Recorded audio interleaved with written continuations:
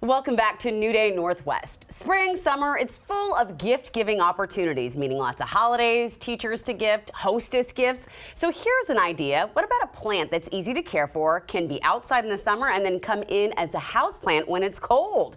Master gardener Cisco Morris says he has the perfect plant.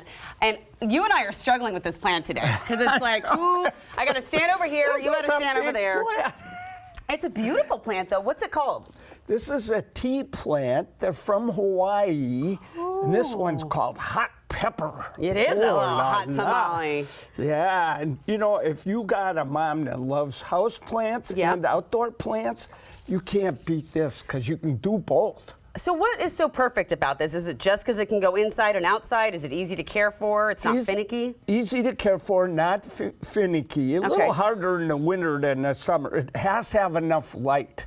Okay. But it wants full sun, so it's really a great one for out in a container outside. I mean, look at it, how great it looks on camera. I mean, truly, if it looks that, because it looks gorgeous in person, but if it looks good on, I mean, it's really a beautiful plant. And think how good that's going to look when you bring it in for the winter too. Your whole house will just light up, you know. Absolutely. So what happens, you know how I have plants that have stalks like this. Do you have to cut them, or how do you trim this plant? How do you keep it in that shape? You know, in Hawaii, they can be 40 feet tall. So either you have to cut a hole in the roof of your house, or when they get too tall, they drop bottom leaves over time. Okay. And so when they do, you just cut them way down near the bottom. Okay. And almost always two come up for the price of one. Two for the price of one. Yeah, hey. You do that in spring. Don't do that in fall or something. That won't work, you know. So when watering, because this is where I really get confused, because I have a plant similar to this genus or species, and I noticed that when it's inside, it needs more water sometimes than when it's outside, and it's not just because the rain is falling in it. What do you do? Is there a difference between how much water you give a plant inside versus outside? Well, it depends where it's located and everything, but typically houses are very low humidity, so they're losing water faster. So you know what I try to do if I can? If it's not in too big a pot, I lift it. Okay. This thing weighs so much because I just oh my gosh, watered it is heavy. It's heavy.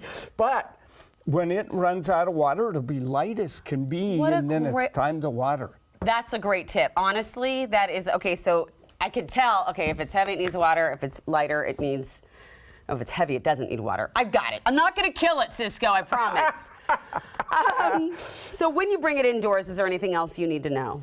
Well, it's got to go in as bright light as you got in the house. Okay. This guy likes light, you know, and so if you've got a spot by your big picture window or something, you can go right in the south window. All right. Right in the south window. That's amazing.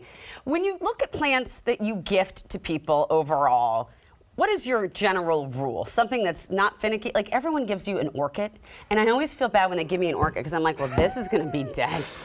I mean, I keep the plants alive. Andy, I kept the orchid you gave me alive for a long time, but it was just the plants. I could never get the flowers to come back. So, like, what is a good general rule of gifting plants? Well, you know what? I've murdered as many orchids as you have, but don't tell anybody. A couple of orchid killers over here. I try to find ones that are easy to grow, but I gotta confess, I really try to find the coolest looking ones and hope for the best. You know what? I actually think that's genius.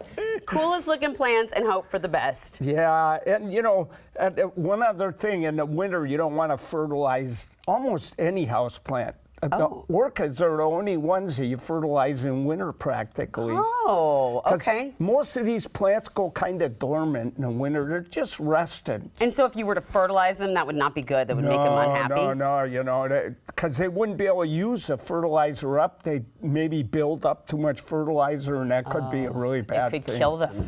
Outside, I fertilize these in a pot about, I'd say, at least once a month with half-strength fertilizer. Once a month?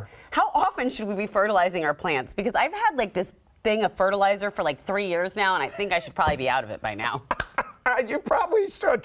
Well, if they're outside plants, I fertilize like my baskets and things. Yeah. I fertilize those once a week. Once a week. Okay, all right. If they're in sun, growing fast, and shade a little less. Okay, all right. So fertilize a little bit. And here's good fertilizer you want for a plant like this. Yeah. You want this to be see. 4-4-1. You want Okay, the 4-4-1. first I'm gonna number give you to guys be as that. high as the second number. Okay, there's a good general rule. First number to be high is the second number. And that's organic fertilizer. You're not going to burn your plant up if you that's use good. non-organic stuff. You don't wanna know what I've got. You overdo it, oh la la. Ooh la la, you could kill it. Well, speaking of killing things, we're going to get to that in a moment. Cisco, thank you so much.